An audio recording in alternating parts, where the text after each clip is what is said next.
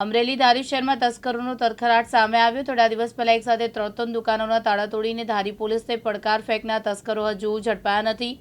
આ સમાચારની સાંઈ હજુ સુકાઈ નથી ત્યાં ધારી શહેરના હાડસમાં બગીચા એકદમ સામે આવેલ એક મોબાઈલ શોપના તાળા તૂટ્યાની ઘટના બની છે। આ અંગે સેવાકીય સંસ્થા બજરંગ ગ્રુપ અને ચેમ્બર ઓફ કોમર્સના પ્રમુખ પરેશભાઈ પટણીએ ધારી પોલીસ સ્ટેશનમાં એક આવેદન આપ્યું છે।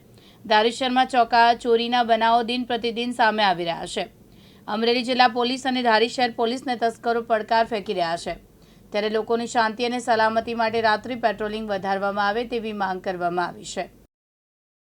ધારી ગામમાં થોડા સમયથી ચોરીના બનાવ બનતા આજે બજરંગ ગ્રુપ અને વેપારીઓ દ્વારા ધારી પોલીસ સ્ટેશન ખાતે આવેદનપત્ર આપી અને રોજ રાત્રે પેટ્રોલિંગ વધારવામાં આવે અને જે ધારીનો મેઇન રોડ છે બગીચા પાસે ધમધમતો રોડ છે ત્યાં તસ્કરો દ્વારા અઠવાડિયામાં 2 વખત ચોરી કરતા આ બાબતે પોલીસ ખાતું યોગ્ય કરે તેવું આવેદન આપવામાં આવે છે। સંજય વાડા, દિવ્યાંગ ન્યૂઝ, ધારી, અમરેલી।